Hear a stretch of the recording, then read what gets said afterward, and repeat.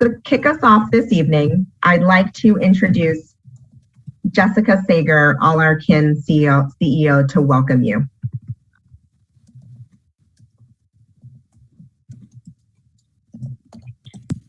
Good evening. I'm Jessica Sager, co-founder and CEO of All Our Kin, and it is my honor to welcome you to tonight's program. For those of you who don't know us, All Our Kin is a national nonprofit organization that trains, supports, and sustains home-based childcare educators. Over the past 2 years, we have seen the incredible challenges that each of you has faced. You have endured economic hardship, risked your own health and safety, and eased the emotional burdens of children and families. Meanwhile, you have advocated tirelessly for yourselves and your fellow educators. We are in awe of the many ways in which you've lifted your voices. At state legislatures, in meetings with congresspeople, in the media, and at rallies across the country, you have made your voices heard. Many states have increased their funding of childcare because of you. You've worked to secure federal relief funding for childcare, which has made a huge difference to the childcare field and to families and children. But it is still so far from being enough. Now we're asking you to lift up your voices again. Our lawmakers are beginning to understand just how critically important childcare is for parents, for children, and for communities. You have proven that there is power in numbers, power in your voices, and that childcare educators cannot be ignored. Tonight, we're here to share information about a new proposal that could make a real difference to family childcare educators and family, friend, and neighbor caregivers across the country. Before we dive in, I want to take just a moment to thank all of the organizations that are coming together to produce this webinar. AFSCME, my colleagues at All Our Kin, Alliance for Early Success, Childcare Aware of America, Homegrown, NACCE, NAFSE, the National Head Start Association, the National Women's Law Center, SEIU, the SEIU Education and Support Fund, and 0 to 3. Above all, I want to thank each educator who is here tonight for your critically important work, for your advocacy, and for your strength.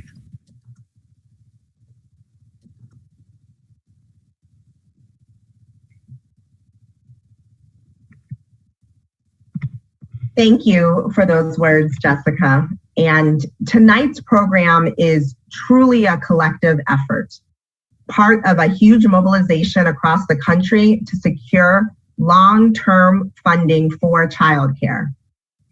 Thank you again for joining us tonight. If you've just joined, my name is Erica Phillips, and I'm also with All Our Kin. I know several of you may have come from the National Head Start Association, where over 1,000 members just finished a national webinar on the same topic a half hour ago. So this is truly an important time to be talking about what we can move ahead for childcare in this country.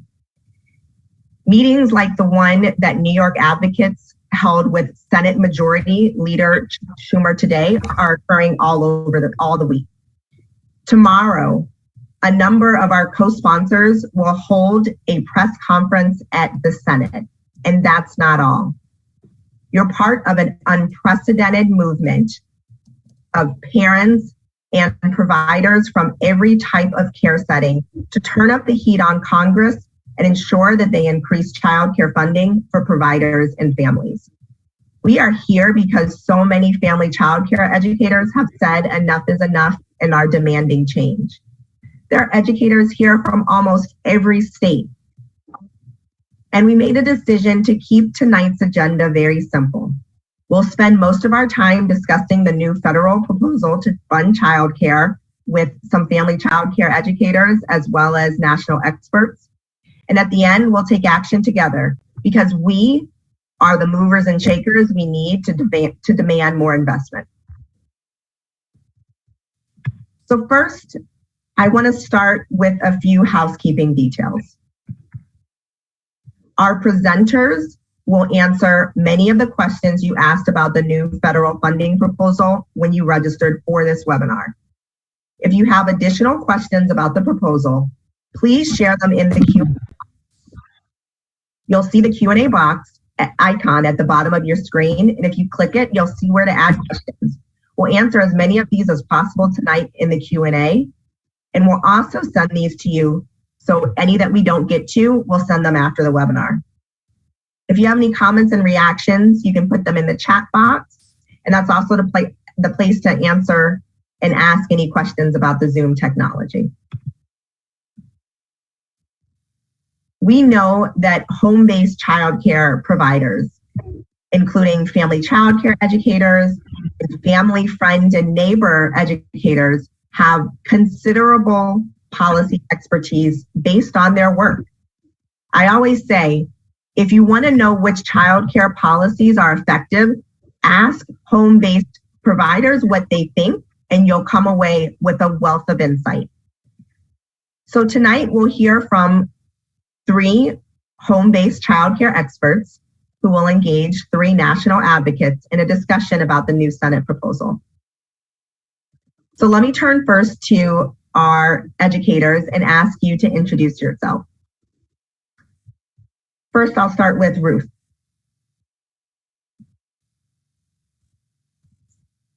Hola, buenas noches. Mi nombre es Ruth Evangelista. Good evening. My name is Ruth Evangelista. I am the director of the Red Latina of Early Education, Family, Friends, and Neighbors in the state of Minnesota. I have approximately, we're a group of providers that we began in 2013 in Minnesota. Thank you. Thank you, Ruth. And as a reminder, we are doing live interpretation, so please make sure that you select either the English or the Spanish channel to make sure that you can hear everything in the webinar. Next, I'd like to invite Michelle Waddell to introduce herself. Good evening. My name is Michelle Waddell, and my group daycare program is located in Stamford. I have been a child care educator for 3 years, but I have worked with children for 10 years. And the basis of my program is focused on outdoor play and education. Thank you. Thank you, Michelle. And I'm going to ask Kathy Baker to introduce herself. Hello, I'm Kathy Baker. I am a family child care provider from West Virginia. I've been a provider for 32 years, and I've been nationally accredited for 18 of those years.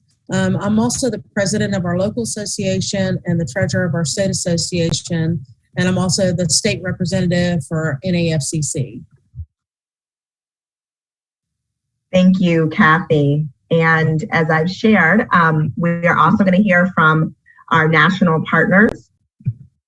Anne, I'm going to ask you to introduce yourself first. Great, thanks, Erica. I'm Ann Hedgepeth. I'm the Deputy Chief of Policy at Child Care Aware of America. We support parents, providers, and child care system leaders across the country. I'm excited to be here this evening to talk to you all a little bit more about the new proposal in Congress. Thank you, Anne. Next, I'm going to ask Natalie Renew to introduce herself. Thanks, Erica. Hi, everybody. My name is Natalie Renew, and I'm the Executive Director of Homegrown. Homegrown is a national initiative focused on improving access and quality to home-based childcare. I'm really pleased to be here with you all this evening. Thank you, Natalie. And rounding out this amazing panel, I'm going to ask Alicia Hardy to introduce herself. And also, Alicia, when you introduce yourself, can you start by level setting why we're here this evening and what is the key information we all need to know? Absolutely. Thank you all so much. My name is Alicia Hardy. I'm a senior policy analyst at the Center for Law and Social Policy on the Child Care and Early Education team. And I thank so much for that question. I think it's really a great idea. I'd love to do some level setting, particularly on 2 of the main programs that support child care and early education programs. across the United States, and both of which are included in the reconciliation package. So first, I'm going to be talking about Head Start, which is a federally funded program that provides investments to local programs to address a range of needs for children from birth to age 5, pregnant women and their families across the United States within tribes and territories. Under the umbrella of Head Start programs are American Indian and Alaska Native Head Start, Migrant and Seasonal Head Start, and Early Head Start. And to be eligible, children must meet age requirements. Families must meet income requirements, which allow families to earn up to about $64,000 for a family of 4, with some exceptions for children in foster care and families experiencing homelessness. And Head Start is a program that is not considered a federal public benefit, so families are not subject to immigration status verification as a requirement for eligibility. And providers must meet federal Head Start standards as well as state and local health and safety and licensure requirements. While the majority of providers that receive funds through Head Start are center-based providers, many children and families receive Head Start and Early Head Start services in family child care settings as well. Across these programs, with a combination of investments from the federal government and requires spending from programs, funding is provided to access a variety of services, including home visiting, child care and preschool services, parent engagement, and much, much more. As of FY 2022 or fiscal year 2022, Head Start, including Early Head Start, received just over $11 billion in federal funding, and in 2019 served upwards of 970,000 children were enrolled in the program. And just a bit on CCDBG, talking a little bit more in depth about this program because it is such a huge part of the proposal that we'll be talking about, answering questions about shortly. So CCDBG, or the Child Care Development Block Grant, is the primary federal funding source for states for child care subsidies for families with low incomes, as well as a primary funding source to improve the quality of child care for all children. CCDBG is a federal state partnership program that provides federal funds and requires states to also contribute a minimum amount of funds in order to receive all available federal dollars, meaning that when states don't invest the full amount of required funds at the state level, they lose out on federal funds. And while most states do contribute the full amount of required funds, nationally, the program is only able to serve about 15% of eligible families, meaning that 85% of eligible families go unserved. And this access varies across states as well as by race and ethnicity. And the reason why such a small percentage of children and families have access is because federal investments are just not enough to meet need. And part of what states do to try and make up for this is the flexibility that they have around implementation of some policies. So in the response to limited federal investment, states sometimes create more restrictive eligibility requirements for families and providers, causing CCDBG policies to really differ greatly from state to state. However, even with these restrictions, states do not receive enough federal funding to even get close to serving the current eligible population of children and families across states. And so restrictive policies can include those related to setting payment rates for family child care and licensed exempt providers, determining provider payment practices, determining parent co-payment levels, and what are included in allowable parent activities. States also have flexibility around eligibility requirements that may impact eligibility for licensed exempt providers. And so in addition to family income and child age and parent participation in activities, to be eligible for CCDBG subsidies, children must meet citizenship requirements. However, the citizenship status of parents does not impact child eligibility. But there are some exceptions in a few CCDBG funded childcare options that serve children regardless of immigration status. So those are few and far between. And finally, I just want to talk a bit about the program, how the program aims to elevate parent choice and allow parents to enroll their children across a range of provider types. And in fact, federal rules prohibit states from implementing health and safety requirements or payment rates that restrict parent choice and exclude provider types. And in 2020, CCDBG served nearly 1.5 million children, and in FY22 received about $6.2 billion in federal funding. And so that is the high-level overview I have for you all today. and I will pass it along. Thank you, Alicia. That was a lot of information in a couple of minutes to make sure that we all understand what we're talking about here this evening. Now we're going to have a conversation, and we're going to turn it over to some family child care educators across the country who have some questions for our panelists. Michelle, I'll invite you to ask the first question. Yes. At this time last year, we heard a lot about Build Back Better. And where did this proposal come from? And is this proposal the same as the Build Back Better proposal? Thank you so much for that question. And you are completely right that we have all been on this journey together for a while now. And the great thing about this journey is what we have been fighting for is new sustained funding for childcare. And that's been consistent over the past year, actually for many, many years. And what's also been consistent is that we have an opportunity to win.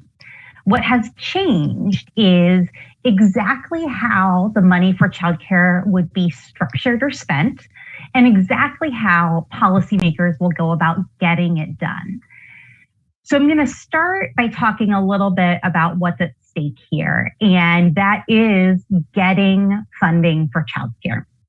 And normally when Congress decides to provide funding program, like when they decide to provide funding for the current Child Care and Development Block Grant Program that supports subsidy and funds quality improvement activities and invests in child care programs across the country, they first authorize the program, and then they separately fund the program. And for many programs, like for childcare, they have to agree to that funding every single year. Many of us go back year after year and ask for more funding. And many of you do that at the state level and at the local level, along with joining us in raising your voices to Congress at the federal level. And so when we work through this process every year, we also have to grapple with the fact that there is a budget and there's a limit to how much money is available. And it's really frustrating. It means there's not enough money to go around for all of the things that Alicia was identifying that child care funding could go to. States have to make tough decisions, and we keep fighting for more resources. So we've been fighting for these resources, for this additional funding, and the opportunity ahead of us is a slightly different process than that annual process. It's called budget reconciliation. And what it allows us to do is we get to combine a lot of changes across programs like childcare, but some other programs too. We can bring together money from other pots like tax revenue. We can put it towards things like childcare. We can guarantee that the funding will be available for multiple years, and we can move it through Congress through a process that only needs 50 votes in the Senate instead of 60. This opens up the door for us to get the kind of resources we need. And so Congress has agreed to have the opportunity for budget reconciliation. And they started putting together language or an actual piece of legislation to do that last year. And the first version of it was called the Build Back Better Act. And a lot of us, I know, got on phone calls during the fall and the winter, and we talked about all of the pieces of that first proposal, the Build Back Better Act. It had money for childcare and preschool in it. It would have created a new program with new requirements. And the House of Representatives approved that bill, and they had to send it over to the US Senate to also approve it. And they said, actually, we're going to write our own version. So we've been waiting and working for several months now as the US Senate has negotiated and put together their own proposal. And it's a little different than the Build Back Better Act. We're going to talk a little bit more about what's actually going to be in this newer version. But I'll start by saying that it is just a proposal right now. But we think it's a good proposal, which is why we're here tonight to talk a little bit more about what's changed, what's in it that we think would be helpful to childcare, and why this process that we're in is the right one. It's the way that we can get some childcare fundings that would last for 6 years without having to go back and fight every single year, and why this proposal could get the resource programs, including home-based childcare programs. So there's a lot of good in it. We're going to dig into the details in a minute, but it is different than the Build Back Better Act, even if we sort of picture this as a road that we're on that started with the Build Back Better Act. We're through a few curves now, and we're to the next stop along the way. So I'll hand it back over to y'all for the next question on our agenda. Thank you, Anne, for really capturing the difference between where we were at last year and where we are at now. Kathy, I'll invite you to ask the next question. Alicia, can you tell us what's in the new proposal? Absolutely. So Anne kind of got us started by talking about how this funding will be over a period of 6 years. And within that 6 years, the funding that's included for CCDBG, or the Child Care and Development Block Grant, is $72 billion. And from that $72 billion, $18 billion will be used to support workforce compensation and supply building. There will be $18 billion in grants to states to establish and expand quality preschool programs for 3 and 4-year-olds, and also $12 billion to invest in raising Head Start teacher wages. The proposal also includes a state-level pilot expansion program that would complement CCDBG and allow states to serve families with incomes up to 250% of the state median income, which is a lot higher than what the current allowable income limit is, which is 85% of state median income.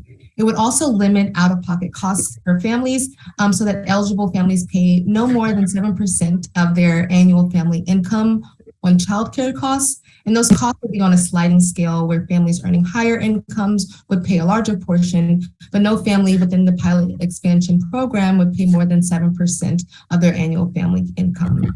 And according to the recent analysis that we actually released from CLASP, we estimate that an additional 1 million children above what are the children currently served in CCDBG could gain access to childcare through the proposal's investments just in CCDBG. And when you can consider the other components of preschool, funds are included for preschool, that the number of children that will be reached as well beyond that 1 million. And so what does this look like for the CCDBG increasing access for children and families? It's a 68% increase. That 1 million additional children is 68% more children than were served in 2020. And this increase for states ranges from a 38% increase in Vermont to a 214% increase in South Carolina, with 44 states increasing access by 50%. It's a lot of percentages, but I'm going to put some numbers to a few of those. And I'm also going to drop a link to this resource set, this analysis that I'm talking about in the chat. So in Georgia, that's 22,000 additional children. In Maryland, that's 10,000 additional children. In Washington, that's 20,000. In Missouri, that's 28,000. And in Arizona, that's 34,000 children. And again, I'll drop a link to the chat, but you can kind of see just from those few states, how many additional children would be able to gain access to the program. Looking more closely in terms of specifics around family child care providers and family friend neighbor providers or licensed exempt providers, since there isn't any official bill text, as Anne noted, it's difficult to know the specific details around how they'll be included in the programs. However, the proposal, the CCDBG investments in the proposal do heavily rely on current CCDBG policies and funding. So because of this, eligibility for providers is really likely to mirror current existing CCDBG policies in your state around family child care providers and family friend and neighbor or licensed exempt providers, though this all depends on the final bill language and what that looks like. And the same is likely will apply to Head Start, where home-based childcare providers who are currently accessing funds through Head Start would likely be eligible to receive new investments through Head Start as well. And in terms of the specifics around preschool grant funds, not enough details are known about that particular funding and the program that will be created through that funding to really give a good idea of what that could look like.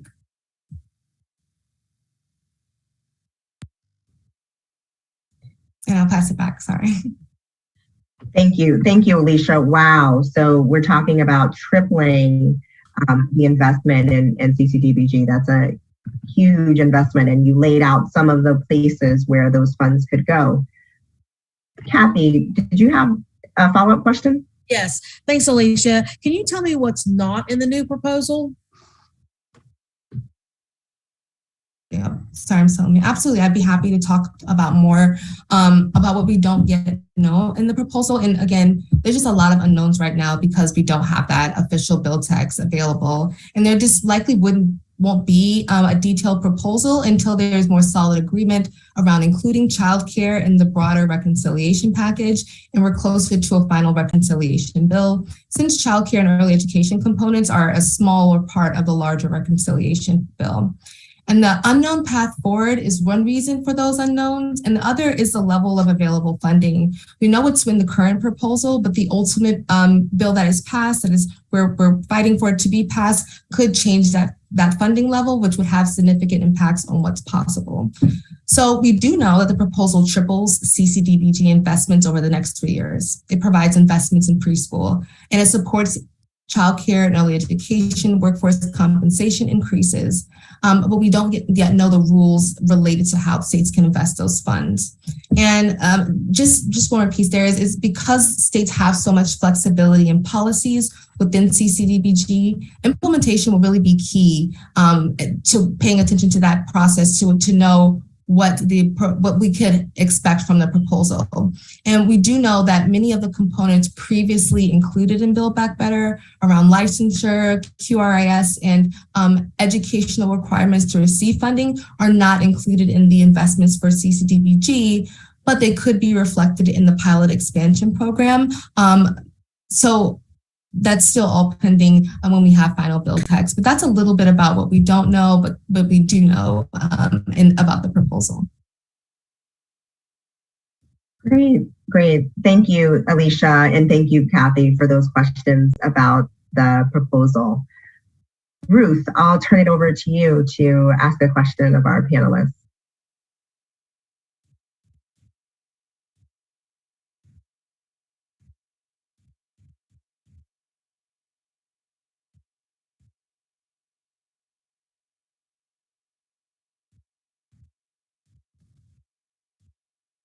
And I'm sure Ruth will be coming over. We are interpreting live, so we're just waiting for the translator. And I can hear Ruth. I can hear Ruth. Part of funding would go to the CCDBG. What does this mean for home-based providers? Are there opportunities for home-based providers in the CCDBG? Thanks, Ruth, for the question. I'm going to restate the question as I heard it because I think there was a little bit going in and out.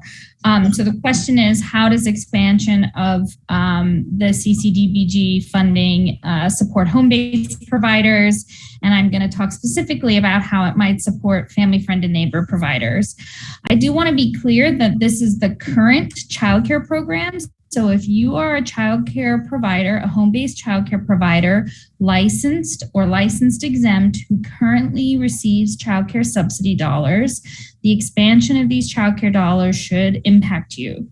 I think what is yet unclear is to what extent these funds may be used to expand the children and families who can participate. As Alicia said, the funding is really intended to allow for more children to benefit from childcare. Subsidy dollars expand. Also discussed earlier and worth restating here is that The current structure of CCDBG allows each state to make decisions about how home-based childcare providers are defined, what the definition of a licensed family childcare provider is, what the definition of a large or group family childcare is, and who can participate as licensed, exempt, and paid by the system. And so it's really hard to say across the nation what the impacts will be for different types of providers, because many of those decisions really sit at the state level. I will just say, from my perspective, this is a really exciting opportunity to think about ways that states can be encouraged to consider greater investments for both licensed and licensed exempt family, friend, and neighbor care in two key ways. The funds that are set aside here to support supply building can and hopefully will be used to support licensed exempt providers who seek to participate in the system and the licensed system and get the appropriate supports they need to do that.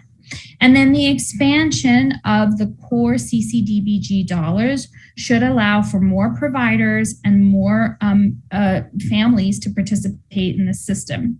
Ideally, states will also consider using these funds to conduct cost analyses and to change their rates to really get closer to the cost of quality, or to increase rates based on a better understanding of the needs of providers and families.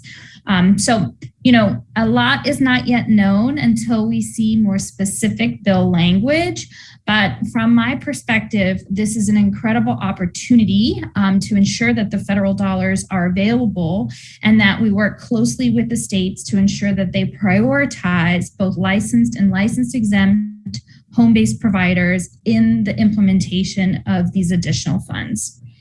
I'll turn it back to you, Erica. Thank you, Natalie, for really bringing it together, right? Because this is family child care educators. This is family, friend, and neighbor. The current plan, and our understanding, is that family child care and family, friend, and neighbor, if they receive subsidy, will be eligible for this. So that is, this is absolutely something that is important for all of us, not just some particular providers.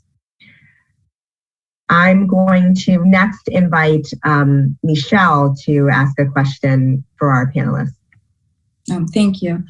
How can we learn more about the CCDBG and how it works?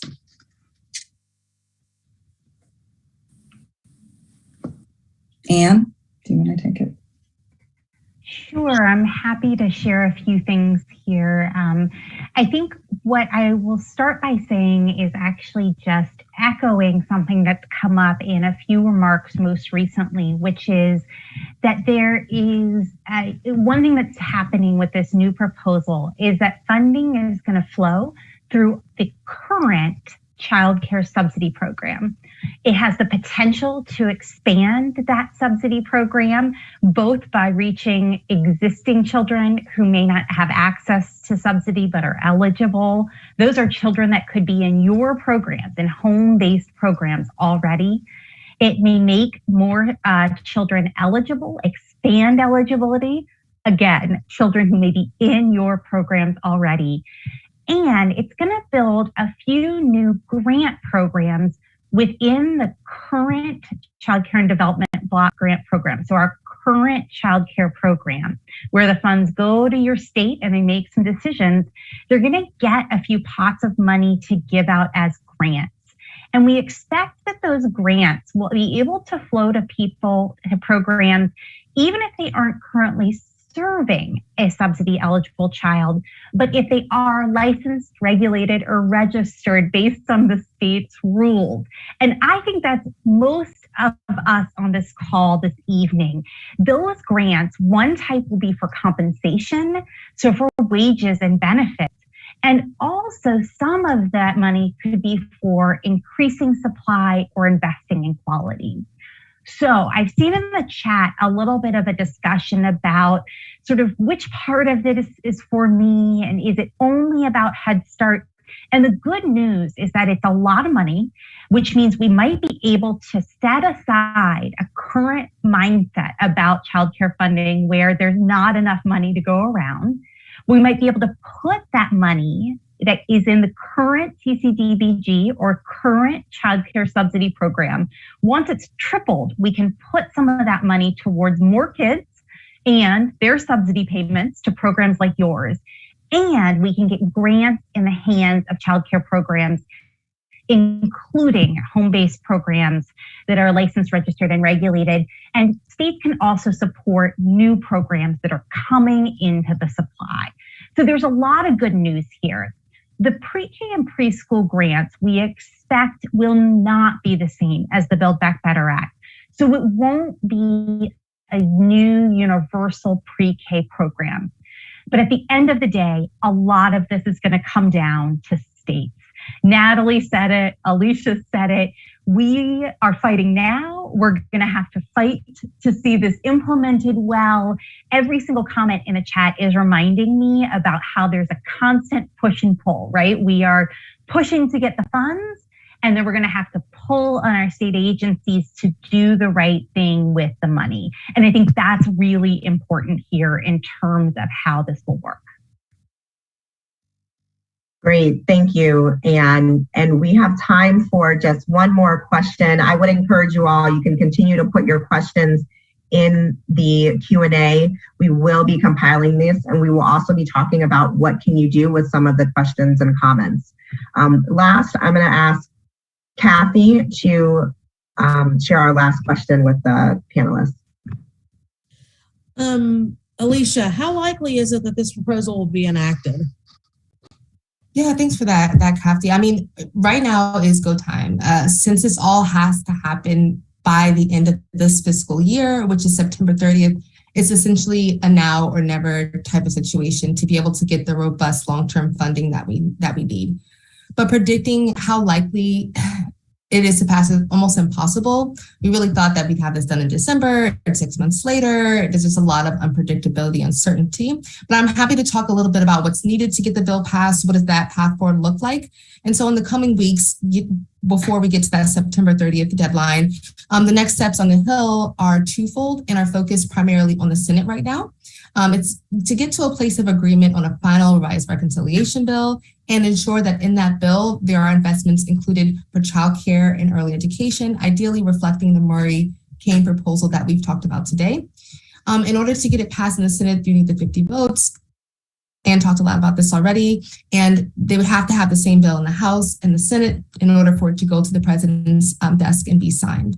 And so that's a loose set of steps that need to happen in order for us to get from where we are now with this really great proposal to having finalized bill text so we can have a lot more information on some of those details that you all are asking about at the federal level, and to get to a place where it's passed and we can move on to some of those opportunities for you all to advocate at the state and federal level in terms of how this is implemented, looking at some of those flexibilities that states currently have access to, how funding can be used to expand those allowable parent activities so more parents can be eligible, to expand payment rates and increase payment rates so providers can get closer to the actual cost of quality care, and some other components that are allowable under federal laws, but states currently don't have the funding to look into, especially those pieces that impact family child care providers and licensed exempt providers in terms of what it takes to be able to access the subsidy system. And there's also going to be opportunities once things are implemented and rolling out to think about what it means for on the ground implementation in terms of accessing applications, in terms of outreach and engagement, and those different components that are also going to fall in the hands of states and determine how families and providers can access these programs. And so I know we're at time, so I will leave that there. Thank you, Alicia, and thank you to all of our panelists, our family child care educators and our panelists for sharing your insights with us. We're not done just yet. What I just heard was a real call to action, and what I heard from Alicia is that now is the time. It is probably too late for many of us, but now is the time. This is the go time. And so you might be thinking, how can you make a difference?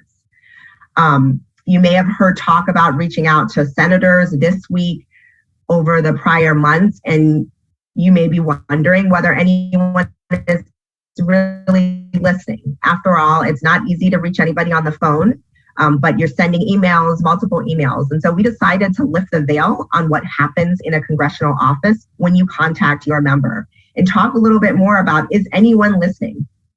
And what better person to lift the veil on Congress than someone who has worked there for many years? We're really excited to have with us this evening Letty Medeiros.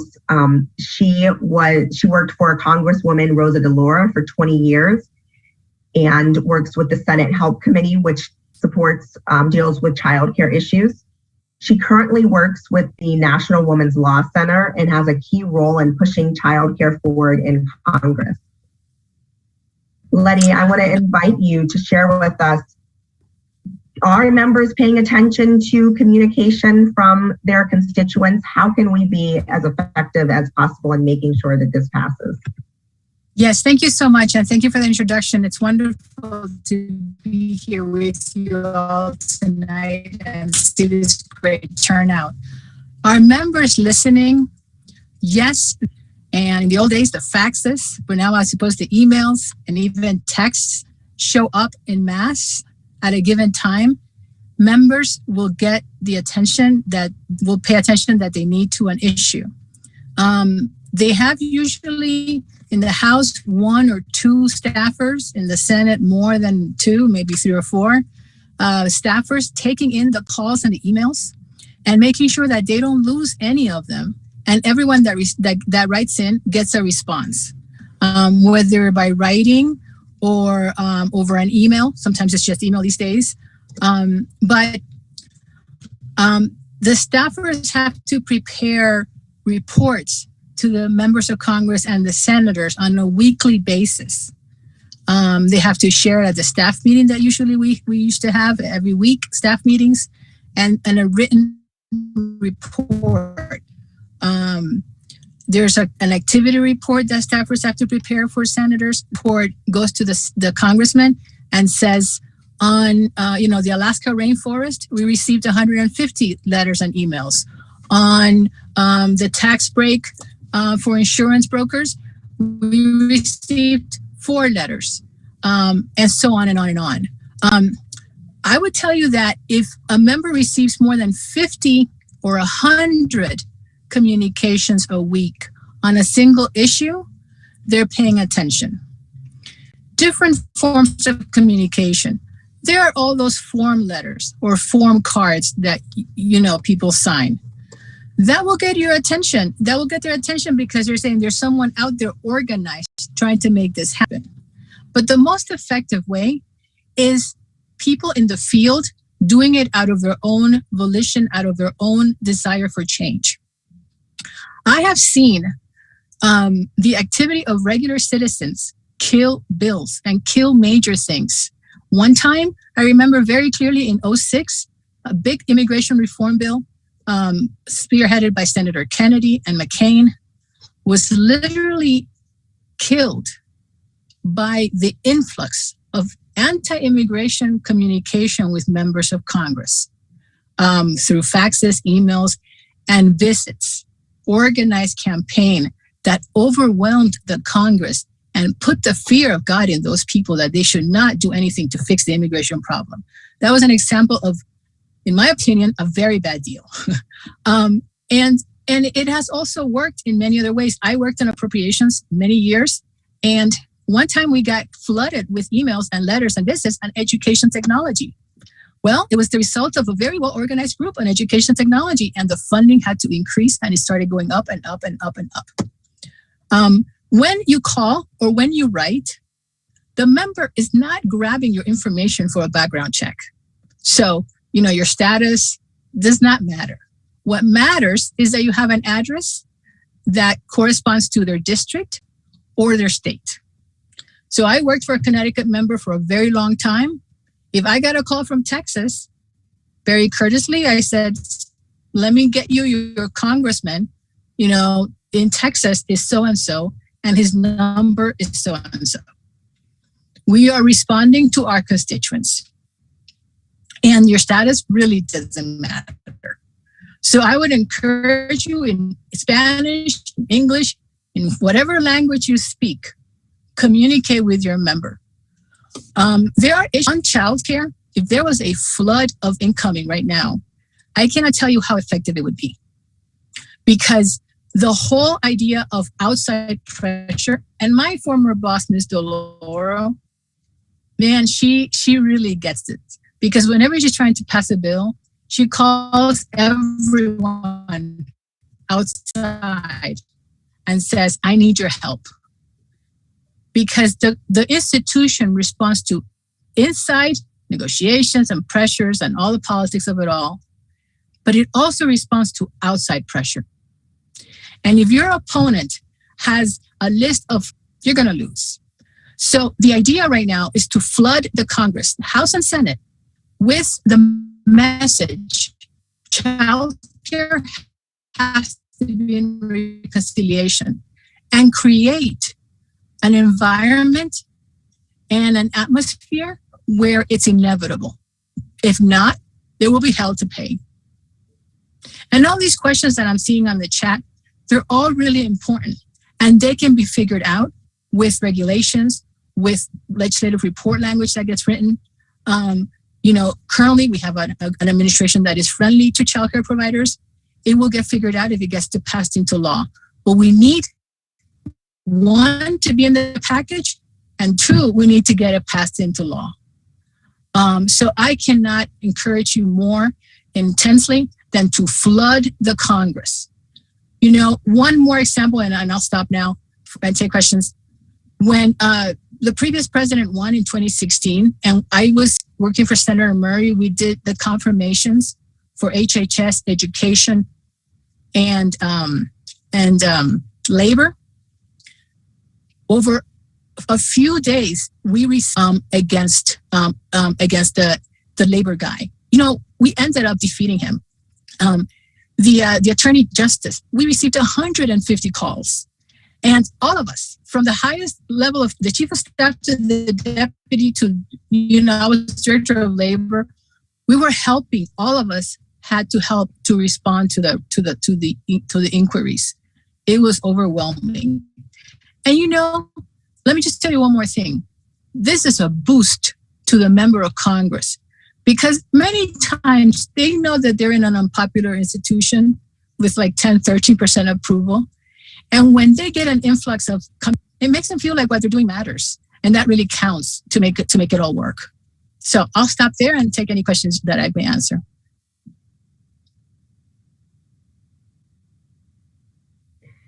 Thank you, Letty. And we have questions coming in.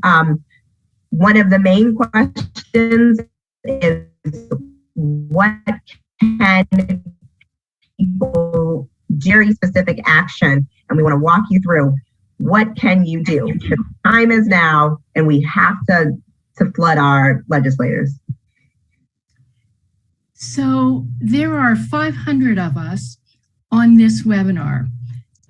There are 1,100 signed up tonight, and will receive communication in the coming days about this. I don't know how many of you use online platforms to communicate with your legislators. And I want to ask, here we go. Oh, I want to ask our friends who are working behind the scenes if you will click one of the links at the top of this slide where it says email federal reconciliation. We're going to drop these links in the chat box, and we'll also send them to you in the coming days. But I wanted to show you, in case you don't use one of these platforms, that it's very, very simple. I am someone who's always pressed for time, and I find that I use these all the time. So, if you use any of these, if you use the one we just opened or the others that we're dropping into the chat, you see essentially the same thing. You see a short description of what the issue is. We need more funding than we have. The federal government has to step in and play a role, and reconciliation is the way to do it. It'll provide this information in English and Spanish. And let's scroll down. Asks you to enter your name. And you can do this with me. Actually, I can't do it on the screen right now, but you can do it as we go through this. Enter your name, address, your street address, city, and zip code. And then if you click Start Writing, you'll find a sample letter. I don't know how many of you are using one of these that we've just dropped into the chat, but when you click Start Writing, it brings up a sample letter, and you can modify the letter if you want. If you want to say, I am a home-based child care educator, and here's why I care about this issue, you can adapt it to say whatever you want, but it gives you sample text that you can start with. So what we'd like to do, we have 1 more minute left. So we want to close out, but we'll leave these links up on the screen. And if you would like to stay on for a few minutes and click any of these links, it'll take you to a similar platform. Right now, what I want to do is thank all of our speakers. We're in Virginia now. See, if you enter your zip code, if you enter your address, it tells you who your senators are automatically. You don't need their contact information. The platform does it for you. So I want to encourage everyone to use these things, use them often. They're really simple and they get the message across. In closing, I want to thank all of you, thank the providers that we heard from tonight, Ruth, Kathy, and Nichelle. I want to thank Natalie, Ann, Alicia, all the folks who supported this behind the scenes, a whole crew that you can't see, but this really took a lot of organizations, a dozen organizations came together to host this tonight. So again, if you want to scroll back up and click a link, we have some great music for you while you do. And we'll close by hearing a wonderful song that grew out of the civil rights movement from a group called Sweet Honey in the Rock. And the words are, we are the ones we've been waiting for. No one is going to hand us this money unless we ask for it. We are the ones we've been waiting for. So please take this opportunity to send a letter and enjoy some wonderful music. And thank you for participating tonight.